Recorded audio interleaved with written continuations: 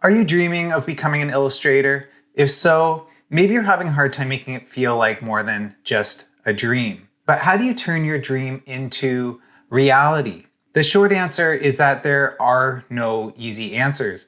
But in this video, I'd like to identify 5 key obstacles you'll probably face as you work toward your dream of becoming an illustrator.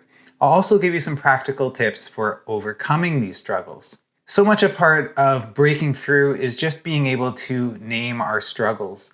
We'll all struggle, but pinpointing them more precisely will help you struggle smarter. But first, welcome to the channel. My name's Tom Froese. I'm an illustrator and a top teacher on Skillshare, where I've helped over 100,000 students unlock the world of commercial illustration. Check out my growing list of challenging and informative classes at tomfroese.com/teaching. Get 30 days of free Skillshare membership when you use the links on this page. As always, if you find today's video helpful, please be sure to like and subscribe. These are the best ways of supporting me and the channel, and just for helping more people like you discover my content through the algorithm. Today's episode is brought to you by Astropad Studio. Astropad lets you turn your iPad and Apple Pencil into a screen-based tablet for your Mac. If you use desktop apps like Illustrator or Photoshop or anything else that you'd use on a desktop, and you're on the fence about whether you should get a tablet or which kind of tablet you want to get, I can say that for me, Astropad Studio has been a game changer. In my life, there is a BA and an AA era, before Astropad and after Astropad. Recently, I looked at some older work from my BA era, and I was reminded of just how much more control Astropad has given me over my work when working digitally.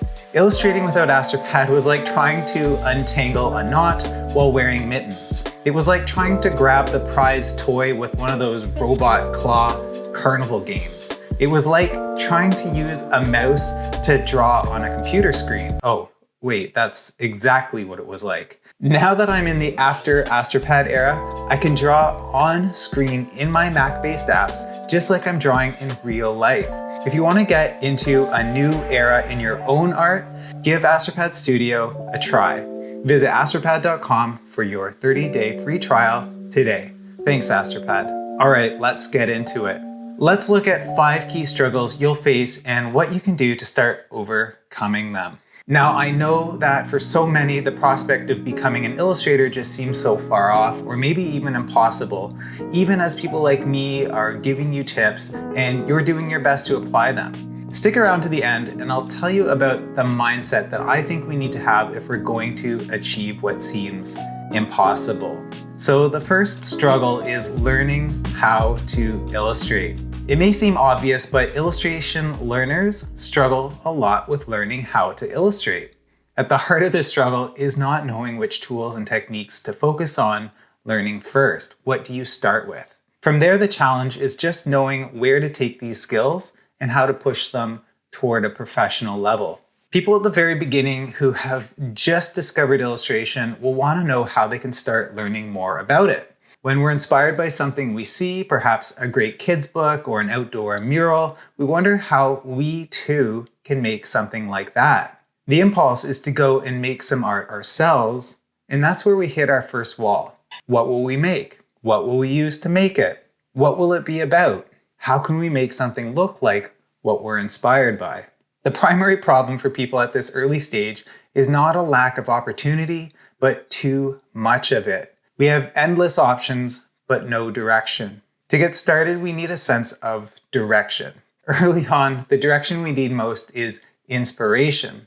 We need people to look up to and to model our own first attempts of art making after. From there, we need direction in our actual education. How do you start learning to become an illustrator in the very practical sense?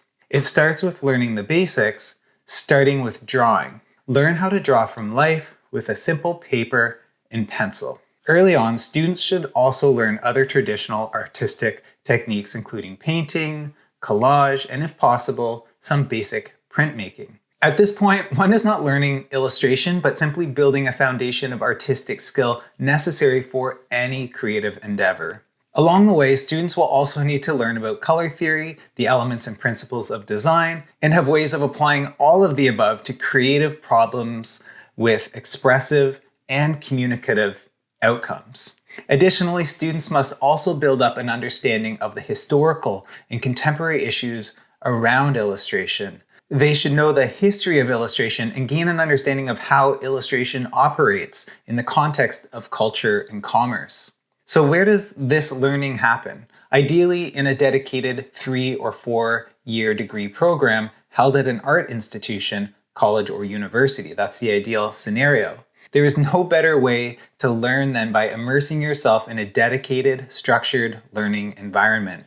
Not only is your path laid down for you, you also have direct access to knowledgeable instructors and you get to learn shoulder to shoulder with like-minded creative peers. A formal classroom education also makes you more likely to find real-world opportunities simply by being where they exist. If you're interested in learning in this more traditional way, check out some top illustration programs offered by such institutions as SCAD, MICA, RISD, and Art Center if you're in the US, and perhaps if you're in Canada, try a program like Sheridan College. These are just a smattering of what's available out there. There's tons of illustration programs. These are just some ones off the top of my head. Okay, so perhaps you're not in a position to go back to school full time. I think it's feasible to be self-taught with basic and technical subjects like drawing and digital tools. However, as you grow past these basics into more advanced subjects, you'll find yourself wanting more depth, direction, and comradeship. It's possible to go it alone, but you'll have to be highly self-motivated and resourceful. If you're considering going the self-taught route, Brendan Meachin has put together a curriculum built for the self-taught artist looking for structure and direction. I'll leave a link in the video notes. You can go check that out.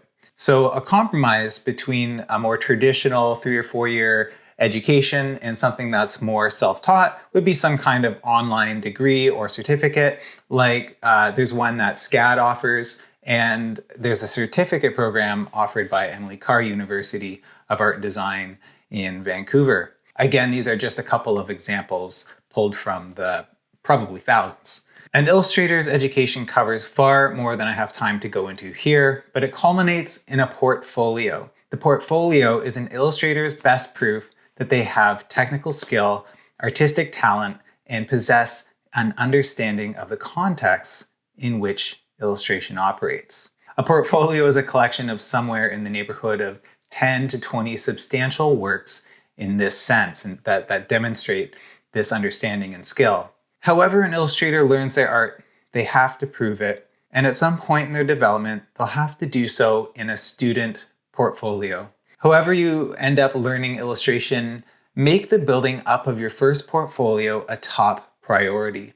Let this mission give you the sense of purpose and direction you need as you learn illustration. As you go, this sense of direction will become more and more clear. The first portfolio will usually be hypothetical student work, but over time it will be eclipsed by professional work. Next, we'll talk a little bit about what this transition looks like. So the second struggle is getting real-world experience. While folks are learning illustration, they're of course wondering at which point in their education will they transition into real-world experience. When do real clients start calling, right? How do we find them, or how do they find us? If we don't have any experience to start with and no professional work in our portfolio, how do we convince our prospective clients to hire us? In a market that favors those with experience, how do we get experience in the first place? The first priority of an illustrator in training is to build up their portfolio, and that first portfolio will comprise of mostly, if not completely, student work. The student portfolio is your best proof that you have what it takes to think and create like a professional illustrator. Now it stands to find someone who can recognize your talent and put it to use. Traditionally for illustrators, getting real-world experience would start with some kind of internship or work placement. I would expect most college-level illustration programs would offer such opportunities to some, if not all, of their students.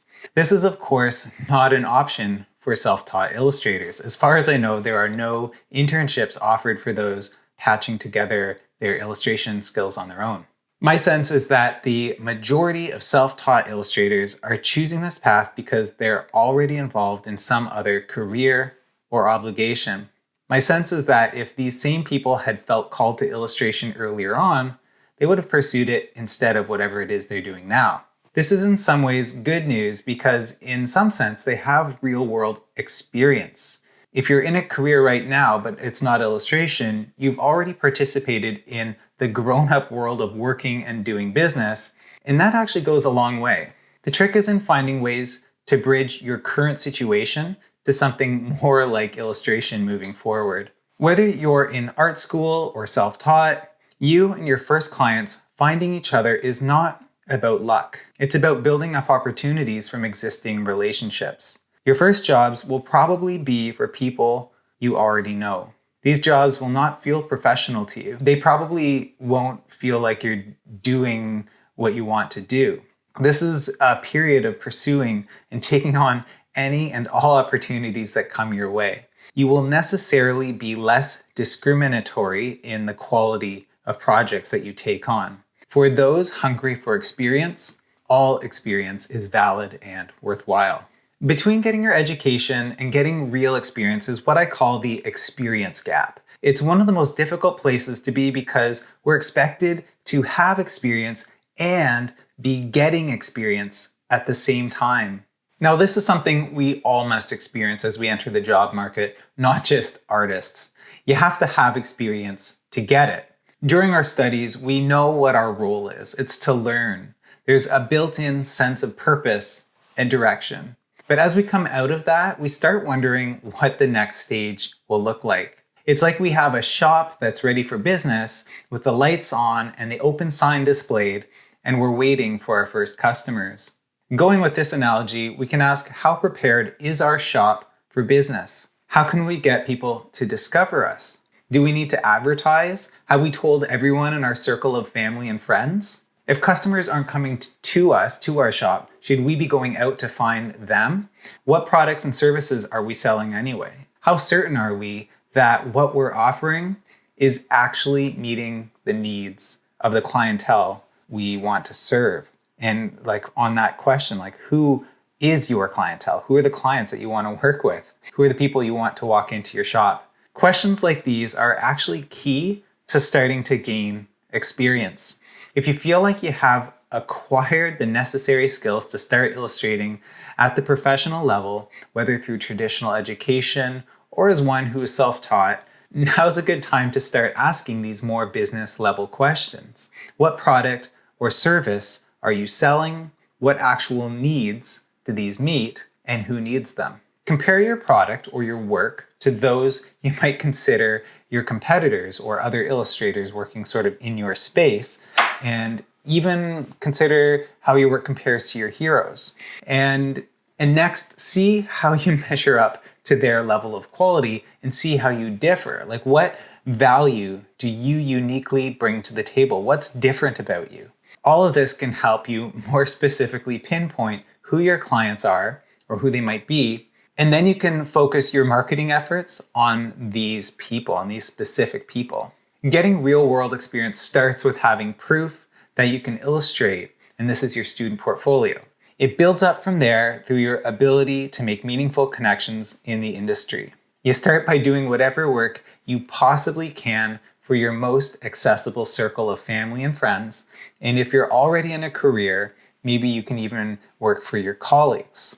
You work in whichever capacity your opportunities provide. You springboard from these smaller opportunities to larger ones. You do this little by little. The most difficult part of this struggle is that you often don't know you're doing it until you look back. It will sometimes feel like you're failing until you take stock of what you did, and then you see how it was actually a success. Because of this, you'll need an element of delusory confidence based mostly on the love of illustration and hope that you'll get to keep doing it, to just keep plugging away until you get a chance to see the bigger picture come together. That was a bit of a mouthful. So what I'm saying is you actually need to believe beyond your abilities that you'll get those abilities, that you will get there someday. And that's the only way to really push through and see a point in doing any of this stuff in the moment that seems kind of less than your dreams. And I'll get more into this at the end of the video. But here, the key is to regularly pause and reflect on your progress so you can actually perceive your progress. So the next struggle is knowing when to go full time. Illustration is by no means a guaranteed career. Until we get a steady flow of clients coming in, most of us have to earn an income in some other way. The dream for most aspiring illustrators is to make 100% of our income with our art. We want to be able to do that without having to supplement it with a side job. Certainly, very few of us actually aspire to just doing illustration on the side. So the question is, at which point do we consider ourselves ready to jump into the full-time freelance world? How will we know we're ready? So this is a Fast and Furious allegory. So imagine you're in a car and you're speeding on a highway. Beside you is another car going the same speed. For some reason, you need to jump from your car to that one. It's not going to be safe or easy, but as long as you're both holding the same speed, it's feasible. Now imagine a slightly different scenario. You're in the same car speeding on the same highway. You're approaching the other car, which is ahead of you, but this time it's standing still. If your plan is to jump from your car to that one now, it's not going to go very well for you. In this allegory, the car you start out on is your current career, and the second car is the illustration career that you want instead. Your best chances of making the leap is if that second car is already moving. Trying to jump from your current situation to an illustration career without yet having had any business on the side is like trying to jump from a moving car to one that's parked at a dead standstill. For those who already have established careers outside of illustration, it's wise to work on the side as much as possible. When that side job grows to become more than you can manage part-time, that's a pretty good clue that it's time to make the jump. On the other hand, for those who do not have established careers, whether you're a new grad or well along in your self-directed education, your task is somewhat different. There are no moving cars to jump from. Unless you have a job placement right out of the gates or are lucky enough to have some work lined up, there are no figurative cars at all. In such a case, you'll have to support yourself by whatever means possible. For many, that means working in some other capacity as you build up your experience. If you're starting from zero, hoping to someday earn a living solely as a freelance illustrator, be prepared to support yourself in other ways at the beginning. This does not mean you have to be a starving artist working a dead-end job as your dreams slowly wither away. It just means starting out with an open mind about what the path to full-time illustration looks like. It's entirely possible that you'll eventually find yourself on that first car in a career you didn't necessarily plan for, and it's just a matter of time to see that second car pull up at speed so you can make that jump. If you're an aspiring illustrator, you're probably dreaming of the day when getting paid to make art is your full-time job. Meanwhile, you've got a lot of work to do. My advice, don't expect instant success. While you should be holding your dream of illustrating full-time, if that is in fact your dream, you should be holding that in front of you. It's important to stay positive and just keep learning, growing, and seeking experience in whatever ways you can. When you understand that becoming a successful full-time illustrator is a gradual process and not an instant success story, you'll be more likely to stick with it long enough to see it through. Okay, so the fourth struggle is finding your style. From the moment we start learning illustration, we start wondering about our style. We all know what style is. It's the unique way in which an illustrator works. It's how an artist's work looks, not just in one instance, but over their entire body of work. All the illustrators we know and look up to have a style that we can identify. For new illustrators, one of the biggest questions is how to find one's style. How does one style come together? Is style a choice, or is it something more natural, something you either have or you don't? I can't speak for all illustrators, but I can tell you that for me, my style is the result of both natural inclinations and deliberate choices. As humans, we have both abilities and proclivities. Abilities are skills we develop mostly by choice, and proclivities are the things we're naturally good at or the things we naturally prefer. Finding my style over time has been a process of identifying where these two things overlap. What am I naturally interested in and good at? What do I like and what do I want? And then, what do I need to learn in order to do more of what I like? What do I need to develop in order to do what I want? So in the example of my life, I've always been good at drawing, and I tend to draw things in a certain way. I have also naturally gravitated toward art, design, and illustration of the mid-century, work from the 1950s, 60s, and maybe 70s. Along the way, I've taught myself how to use what I believed from the very beginning were the most important digital design and illustration tools: Adobe Illustrator and Photoshop.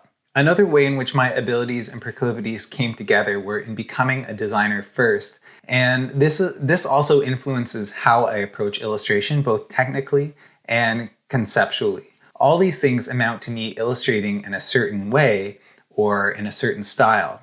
Given that developing one style is an ongoing process and never truly complete, I don't think we find our style so much as work it out. We don't so much land on a style one day and say, aha, I found it, as much as we incrementally discover clues about what we like and don't like from one piece to the next. I teach extensively on this in the style class, Work Out Your Style in a Daily Project. This is one of my Skillshare classes. My philosophy of style can be summed up in the class's title. The key phrase is that you work it out. Practically speaking, to work out your style means to learn the basic illustration tools, both physical and digital, and then to apply these skills to specific illustration problems and exercises. These can be class assignments or self-driven projects. The important thing is that you need to apply your technical and conceptual skills to actual creative problems in order to see how they play out. And you need to do this repeatedly in order to identify patterns and clues to your style. I know that along with wondering how to find one style, new illustrators also wonder if they have to have just one style, or if they can be free to explore and work in many. I believe that all illustrators need to have a way of making images that's unique to them. An illustrator's work should always point back to them as the artist. Whether you're more flexible in your style or more singular and consistent, that's your choice, and it really is up to you. Either way, as a professional, you'll do well to know what your stylistic range is. Whatever your styles or style is, you need to know that well. And in order to find that style, it's something that you work out over time. Okay, so the last struggle we'll talk about here is becoming known. Whether we're being paid to illustrate by clients or recognized for our talents by fans and friends, we all want and need to be known for our work. As commercial artists, if we're not known, we will not be in demand, and therefore we won't succeed. We all know that we need to be known, but how do we get there? When starting out as a relatively unknown artist, how do you start building up an audience of fans, friends, and clients? I don't think there are any magic steps here. Getting known as an illustrator is the same as getting known in any other capacity. You need to get out there and meet people. The question is, whom would you like to meet? And why would they want to meet you back? When we want to be known, we should come with something to be known for. It's not enough to want to be famous. We should want to be famous for something worthy of attention. Step one to getting known is getting good. Strive to become a good or even a great illustrator. Step two is making friends. Friends share a common bond of interest. The relationship goes two ways. Not only do you hope someone takes an interest in you, you should genuinely take an interest in them. So who will be your friends? Well, first of all, they'll actually be your friends and family. I'm pretty sure almost all businesses, yes, as an illustrator, you are a business, start with friends and family as the first customers. If anyone is going to cheer you on, it's going to be your friends and family. Your friends will also be your teachers and mentors. As you develop as an illustrator, you'll certainly be collecting teachers and mentors. If you go the traditional education route, you'll know some of these teachers personally, and they'll know you and your work. If you're taught by people online, you can reach out to them and let them know that they have been your teacher. I mean, how else would they know? Write a comment or send an email to simply say thank you. Sneak in a link to where to find your work. Maybe, just maybe, they'll check it out and maybe they'll appreciate it. In any event, making friends means giving and not expecting anything in return. Reach out, say something kind or thankful, and subtly give them an opportunity to find your work. Whatever you do though, don't ask them for free feedback, say on your portfolio. Remember, give back, don't ask. Now, another group that you might want to consider your friends, which is kind of a paradox, are strangers. How do you make friends with strangers? You go out on purpose to meet them. Go to conferences like Icon, or go to local creative entrepreneurial events like Creative Mornings, and then be sure to come with something in hand to leave as mementos after you meet them. That might be a business card, a postcard, or a button, or a pin. If you go to one of these conferences and you have the opportunity, set up a merch table or try to get a spot presenting on a stage or a virtual presentation. Share your work online. Create content that others will appreciate and find useful. Blog about your journey or process. Start a YouTube channel. Do a daily project on Instagram. Submit your work to competitions, group shows, and illustration feeds. Study and appropriately use hashtags. Join illustration communities. And here's a shameless self-promotion. You can join mine. Becoming known is like building a snowball. It starts small, but the bigger it gets, the bigger it can become in orders of magnitude. Meet one person and another, but you have to leave each person you meet with something they'll share with someone else. I'm not talking about a physical object, but more of an impression.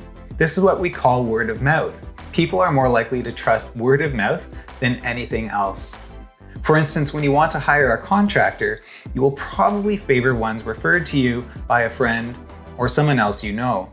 The key here is not that you are going out and meeting people, but you are leaving them with the impression that you are worth mentioning to others. Becoming known starts by being good, and it grows by making a constant effort to reach out and give your best to as many people as possible.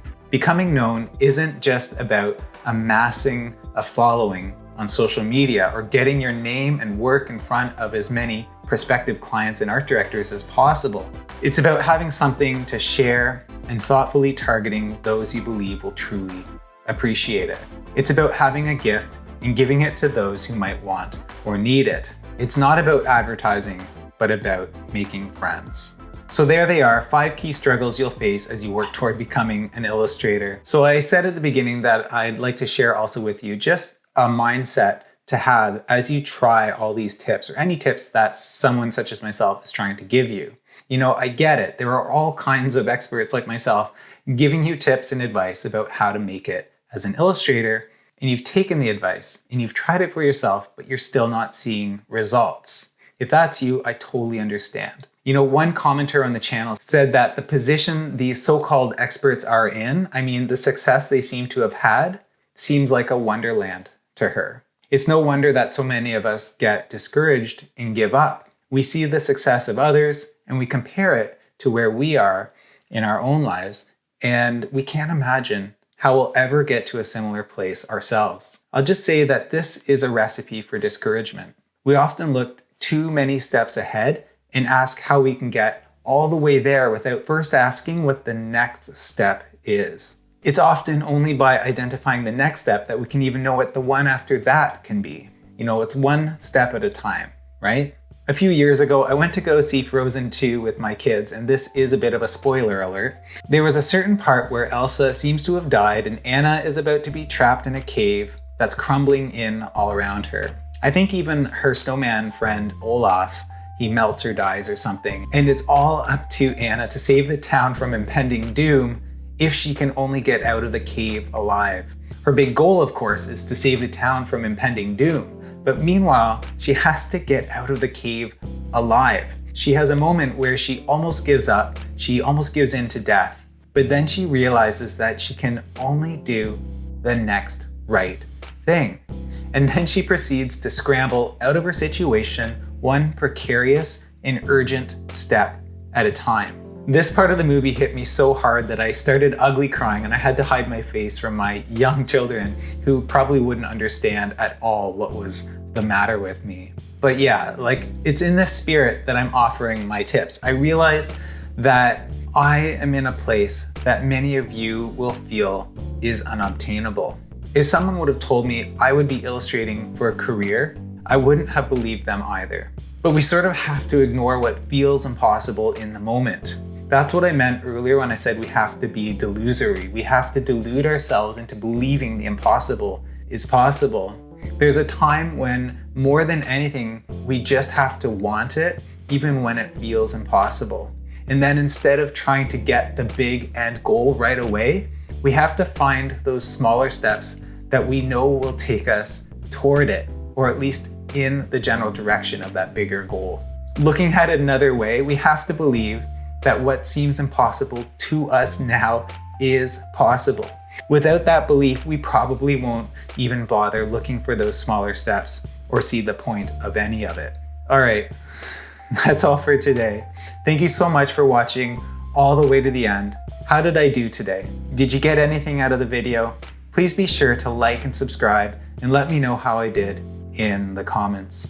You can find my classes over at tomfroese.com/teaching. Oh, and if you're looking to join a community of illustration learners just like you can join my Patreon for $3 monthly, which will give you access to patrons-only content and access to the Tom Froese Patrons and Pals Discord server. Head on over to patreon.com/tomfroese to learn more. Thanks, that's all. I'll see you in the next one.